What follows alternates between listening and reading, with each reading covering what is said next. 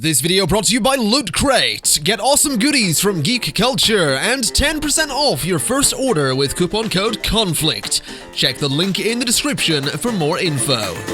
Hello and welcome to Kerbal Space Program. Ladies and gentlemen, today we are finding a new company. A company that's gonna send, I suppose, a lot of money, but a company that's gonna send many Kerbals to space without the promise that they're necessarily going to come back, because this is Kerbal Space Program after all, and that's a thing that happens, especially when you're me.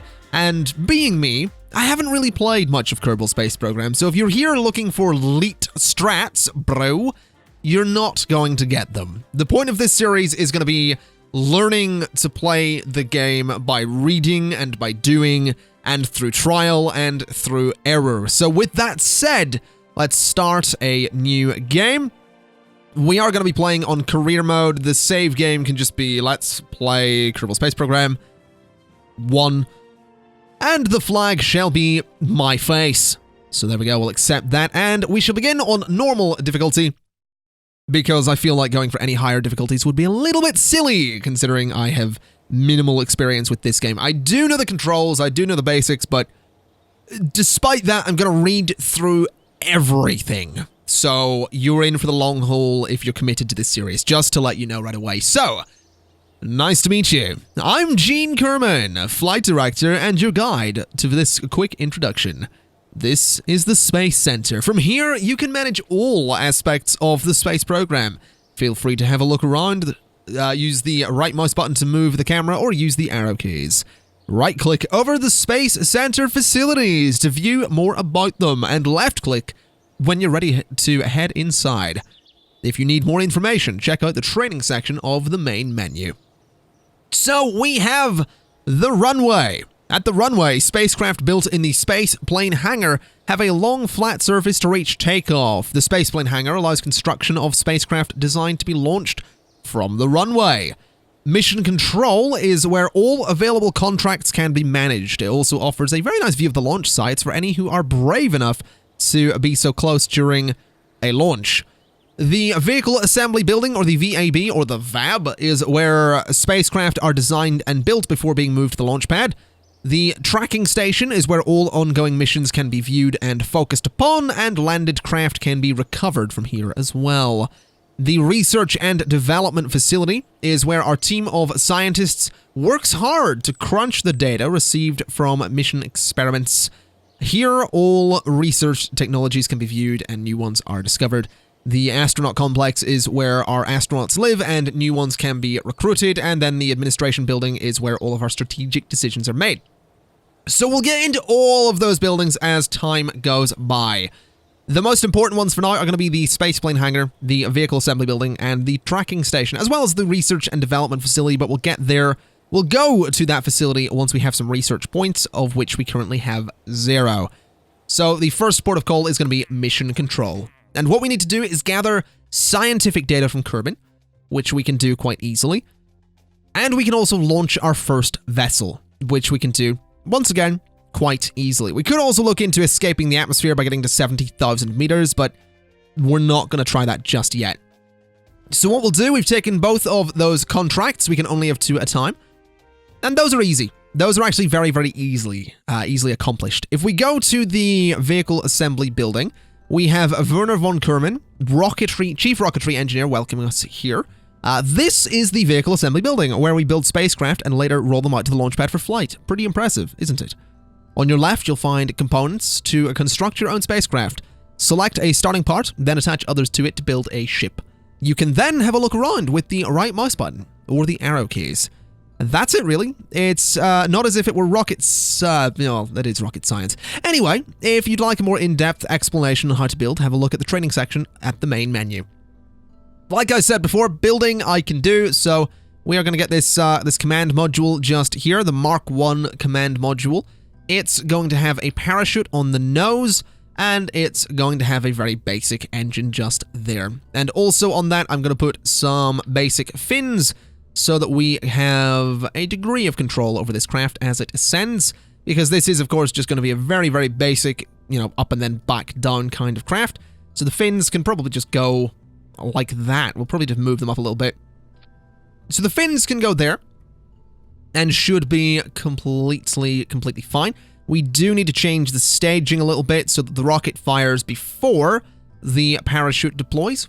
So that should be fine. And this is just going to be the Hopper Mark 1, because it is just going straight up and straight back down. So that's going to be nice and easy. That will get us both of our contracts, which again are to gather scientific data from Kerbal and launch our first vessel. So we're going to launch, and it's that simple. It really is going to be that simple to get things started. Like I said, I don't really know much about this game, but I have played these first couple of contracts before. So to get our scientific data, we are going to EVA, and we are going to right-click on Jebediah, get an EVA report, and we're going to save that experiment and then get back into the craft. We can then, I guess, just launch, which we might as well do like so. And whilst we are flying, we will do a crew report whilst flying over Kerbal shores. Let's actually wait until we get to near our maximum altitude and see what can happen here. So we are going pretty fast. We are, traversing through the atmosphere. We'll go ahead and just take a crew report here, which seems, I suppose, fine to me. We'll keep that experiment. And now we're pretty much ready to go back down. Like I said, this thing is just the Hopper Mark 1. It goes up, it comes back down, and that is all it needs to do. This is the view inside of the command module. Not really much to see here. I just realized I'm looking around inside my helmet. That's really, really cool. But yeah, this is the view inside the command module. Again, not really much to see. I can, I think, change some things in here. I don't know. This thing is currently locked into this sort of vertical position. I could turn off the RCS and the SAS, but doing so would just point the nose down, which isn't really what I want it to do. I do want it to stay this way because that's the way it's going to fall with the parachute as well. Oh, hello. Never mind, it flipped over anyway. No big deal. We'll go ahead and keep diving, and we'll deploy the parachute, which deploys in a bit of a weird way, but that's no big deal. We should be able to have that thing catch us fairly soon. Like I said, we're not going to be landing far away from the landing pad. Again, straight up, straight back down, no big deal. We should have the parachute deploy. There it goes, which will slow us pretty well. We just sort of swing around like that, and we are going to come in for a nice landing indeed. Is that that's my face on that flag? That is my face over there. All right, not bad. Not bad at all. We come in for the landing. We have a little bit of a bounce, a little bit of a hop, skip, and a jump, and we recover the vessel. And in doing so, we should get ourselves a reasonable amount of both science. We're up to 20.9 science, and we're up to $111,000. Not bad. Let's go to next. Let's go to next. Let's say done. And what I'm going to do is go straight to my R&D facility, and I kind of want to beeline it for aviation, because aviation will give me wheels, and I want to build some space planes before I build some spacecraft. And the reason I want to do that is because flying around Kerbal to different biomes and to specific locations can be, number one, part of a contract, and number two, a really good way to get extra science. So going straight for aviation will make that easier because I can actually build something that looks like a space plane. We can get some basic jet engines. We also get tail fins and wings and all that stuff, which I think would be really useful as well. So I'm going to go straight for... Let's see. I could go for this, but I'm not all that interested in... Now, that is a solid fuel booster. I think I can go for both of those. So I'm going to go for both of these to start with, although I could... No, I can't beeline it straight to there. We'll go for basic rocketry, and we'll go for engineering 101, because that gets us the communitron, which is useful for going ahead and transmitting data, although we are going to need some batteries to do that, I do believe. Possibly. Yeah, I think we might need batteries to power that. That's fine. More info. Let's see. Requires, yes, it requires electric charge, so we will need batteries for that. But we also get the stack decoupler, which is so useful. So useful. So we're going to definitely want to keep that. Basic rocketry gets us a fuel tank, a bigger solid fuel booster, and then a swivel liquid fuel engine, which is quite useful as well. So we'll go ahead and back out of that. We'll go to mission control and see what we have. We do have things like Orbit Kerbal, which I mean, I could certainly try, but I'm not all that interested in doing. Escaping the atmosphere by getting to 70,000 meters is actually something I will do. And let's see, conduct a focused observational survey of Kerbal. Now, this is something I would like to do, but unfortunately I will need the space plane to do, so we're not going to bother too much. Let's see, haul the parachute into flight above Kerbal. Okay, that's doable. Because we are going to take that up anyway. That is just half the parachute, so we will do that for sure. Let's leave the facility and go and build ourselves a rocket that can get us above 70,000 meters. Now to do that, we're going to do something fairly simple. We're just going to go for the solid fuel booster. But I do want to put a decoupler just there, and the booster there. And really, that will probably do it, I think. I'm not entirely certain, but I reckon this might be enough just to catapult us to 70,000 meters. Basically, I'm thinking that the initial boost from the rocket will be enough to just throw us, and we'll keep going for a while, especially after we decouple, which I think I'll do pretty much immediately as this rocket runs out of fuel. That's my thinking, anyway. I could, in theory, add, more rockets. I can just sort of stick them to it, but I really don't think that's a good idea. So we'll not do that. I don't really think we're going to need to do that anyway. In terms of communications and all that stuff, I mean, we could throw stuff on there, but I'll just take a couple of experiments. We do have things like the mystery goo. We do have things like the thermometer, which is, I guess, useful. I guess it can get me a bit more science if I just sort of throw a thermometer onto the module itself. The problem is, I don't know if I have to use this. Like, do I have to EVA to use this? I don't know if I do. I know I would have to EVA to use this. I think. I really, really don't know. I don't know if I have to EVA. We'll see. We'll see what happens. I'll throw a thermometer onto the side just there. I'm pretty sure I do have to EVA to check the mystery goo, though. Which is unfortunate, because I would really like to get the mystery goo out there as well, but I guess I'll throw it on and see what happens. And we'll save the Hopper Mark II and we'll launch. This might work, it might not. What I could do is I could check the mystery goo on the launch pad, I suppose. That is always a thing I could do. We can also test this, I suppose. So if I right-click U, log the temperature, toggle the display. What does toggling the display do? Okay, so that's fine. Then observe the mystery goo. Okay, so I think I can observe it whilst in atmosphere. What if I observe it here? So that is a little bit of science. Doesn't seem to be doing much right now. Let's, can I transmit that? Mystery, what's this? Transmitting this experiment will render this module inoperable. Restoring functionality will require a scientist. So that's interesting. Let's reset that then. So basically, I will need a scientist to restore that. As for this thing, if I log the temperature and transmit it, I don't know if that worked. It might have worked. It might not. Let's review the data. I guess we'll just sort of keep it, I suppose. Okay. Let's just launch and see what happens. Oh, we are leaning to the side a little bit. That's not good. I guess we are slightly off. We are slightly off balance. That kind of makes sense. But no big deal. We'll be fine. We're slightly straightening out. We are maybe gonna do this. We're getting some pretty serious speed. We're gonna burn up. Something's gonna burn up. Nope. No, I think we're okay. I think this might actually have just catapulted us to 70,000 meters, which is exactly what I wanted. Okay, let's log the temperature. We'll log that. Oh yeah, that's gonna give me some good science. Let's save.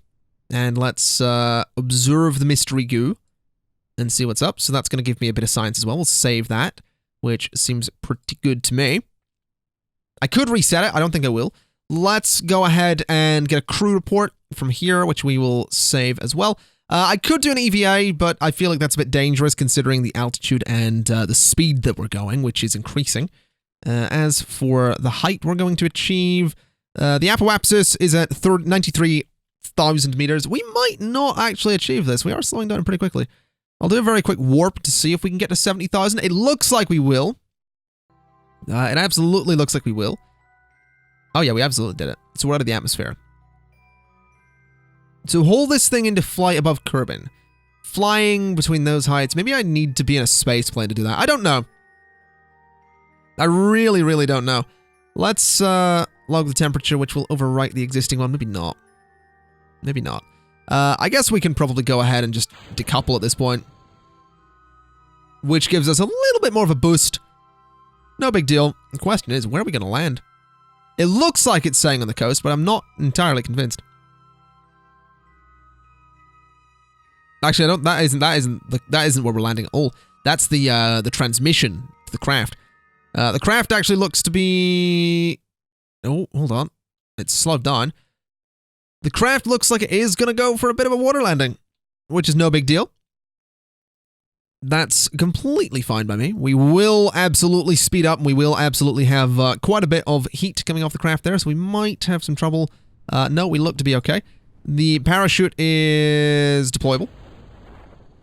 So we'll do just that and start getting our descent going. We already did all of our reports as well. Actually, we have achieved both of these, which is beautiful news. And we're slowing down quite nicely to come in for this landing. I do believe I just heard the rest of the craft hit the water, which is very sad. Very, very sad that we lost part of the craft. But I'm not too worried because we had a pretty successful flight there. We escaped the atmosphere. We did some science, obviously. Gotta do some science. Science is very important. And we landed, which is fine by me. So let's recover the vessel and see just how much science we're getting and see just how much money we're getting. Because the money is very useful. Money's useful for upgrading the launch pad, just upgrading our facilities in general. We're up to 56 science, $266,000. And no XP gain for Jebediah Kerman. Isn't that a shame? Let's, I guess, go ahead towards this. We do need stability for that, so we'll spend 18 on you. Then it's 45 for aviation. Flight control can get me inline reaction wheels and can get me crew cabins and all that stuff, which would be nice. Structural fuselages and all that stuff. A bit of general rocketry would get me some solid fuel boosters, some nice big tall ones. Going for survivability would get me some radial parachutes and a Presmat barometer, which is a science experiment, which would be quite useful as well, I think. I'm gonna get the barometer because I think having more science experiments is definitely a good thing. So let's go to the vehicle assembly building, and what I'm gonna try is, for one, I want to just grab this and I want to just snap it there. Then the thermometer can sort of just live, I guess, sort of below it. No, we'll just keep we'll keep the thermometer on like that side. In terms of science, we'll put the barometer on that side, above my little logo there. And that's just more experiments we can do, I guess. That said, I would like to go higher. And we do have, you know, the nose cone and all that stuff. So what I'm going to try and do is I'm going to slap these winglets on here. We'll get like 3 of them, just for the sake of it. So 3 little winglets to sort of guide us up a little bit. But what I'm thinking is I could slap a stack decoupler on there. And I could just slap another solid fuel booster on. Or a few of them. Because we do have the radial decouplers. So if I was to sort of do this kind of thing, and then get, say, a few more of those, we could just get some extra height. Which is what I'm thinking. And a bit of extra height would be nice.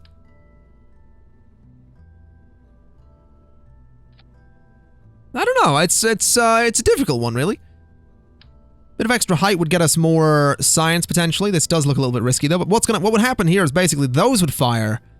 Then I guess those would decouple. Then that would fire. Then that would decouple. I kind of want those 5 to fire at once, but at the same time, this little boost would be nice. So maybe we'll not do that. Maybe we'll have those 4 fire, then that one, then that decouples, then they fire. That, yeah, that seems fine. We'll see what happens, I guess. We'll see. We do have some radial decouplers. I haven't taken any... I didn't realize I haven't taken any kind of contract yet. We'll have to look into those. So, the radial mount drogue shoot is a half-sized radial mount version of the Mark 25. This drogue parachute is small, deploys high up, and certainly not enough to stop you smashing into the ground on its own, but useful for slowing down craft before the deployment of your main shoots, which would be that one. So, that is really tempting, because it would be nice to try and, like, recover parts of this and just not, like, completely smash the whole thing up, but I think we'll just go for a couple of drogue shoots to try and slow down the main part here. Not that we need to, I just kind of think I want to. I think slowing this thing down a little bit might be a good idea. So they, I guess, would fire first, then the main one, I suppose. We'll see. We'll see what happens. I don't even know if this will fly. This is going to be the Hopper 3, though. So we'll save that and we'll launch, which is too heavy. Okay. That's fine. Oh, actually, that has all the info there. So we can have up to 30 parts, 18 tons. The height is fine. The width and the length are fine. Okay. So electrical charge is needed for these parts consume... Oh, so, alright, so the thermometer and the barometer need electrical charges, but the thermometer worked fine last time, so I'll take that chance. Let's save anyway, we'll exit this building and we'll go and quickly upgrade the launch pad, I suppose, so that I can fire this thing. So upgrade that, go to the assembly building here, and we'll see if this works. Let's launch. And what I will do is do some pre-flight checks, of course, to make sure everything's fine, because we do want to make sure that this thing is launching in the correct order. So they fire, then they go away, then that fires, then it goes away, then they fire, or that fires, then that goes away, then the drogue shoots, then the main shoot. So that's correct. That is exactly what we want. That's a lot of solid fuel on the launch pad there underneath Jebediah Kerman, who's going to be very nervous, I'm sure. What I will do is have a quick look at the barometer. We'll go ahead and toggle the display. We could log the data, which isn't bad. Not bad. That's a little bit of science, but we'll reset that experiment and get it later.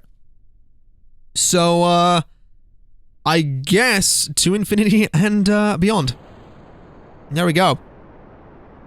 We are locked in a nice vertical trajectory, burning a lot of fuel. Uh-oh. Okay. We're fine. This is fine. This is, under control, I guess. I suppose we're going this way now. Oh, Jesus. Okay. I suppose we're going that way. Let's maybe, very quickly observe the mystery goo. Which is fine, we'll keep that. Uh-oh. No. Log the pressure data. Keep that. Oh god. Right, you know what we need to do? Fire that engine. Stop it. Fire the drogue shoots. Right. That's fine. That was, bit of a disaster, really. Bit of a disaster, but I think we're okay. Let's just log the temperatures, keep that experiment. Let's do a quick little crew report there. Keep the experiment. Alright. Oh, Jesus. So that was, disastrous. We are going too quick, so we'll deploy the other parachute as well, which will slow us down real nicely. And if I just speed things up a little bit, we'll go in for a nice landing. How you doing, Jebediah? Alright, Jebediah. That was probably not what you were expecting, mate, huh? That wasn't what I was expecting. I didn't think it would go horrendously out of control. Something else just blew up, good lord. I didn't expect it to go horrendously out of control. The good news is Jebediah is still alive. The good news is all these science experiments are still on the capsule. So, it wasn't a complete loss. Not a complete loss at all. Jebediah is safe. The science experiments are safe. We have some science coming in from the flight. We are up to 48 science, which is fine. We're up to 200. Oh, did we? I don't know if I actually got much from that. I think I got a little bit of money from that, which is fine. And the crew is fine as well. Jebediah is a little bit shaken up, but other than that, he's fine. So we can now go straight for the aviation research, which is exactly what I want. So I'm going to get that so I can go ahead and start looking into a proper little space plane. But that, ladies and gentlemen, I think is gonna do it for today. That was almost a complete disaster. Almost a complete disaster. I do think I'm gonna spend some money there to upgrade the runway before we go, so that it is actually sort of paved, which I think is gonna be useful. But that was almost a complete disaster. Due to some careful staging and Jebediah's determination, it wasn't. But yes, that is going to be part 1 of Let's Play Kerbal Space Program. Hopefully you haven't pulled all of your hair out thus far. But don't worry, if you have, you can grow some more back, and you can go ahead and pull the rest of it out, or pull it all out again on the next episode. If you haven't pulled all your hair out, then get ready for part 2, because I'm sure you will. Either way, ladies and gentlemen, thank you again for watching. This has been Let's Play Kerbal Space Program part 1, and I'll see you next time. Bye-bye.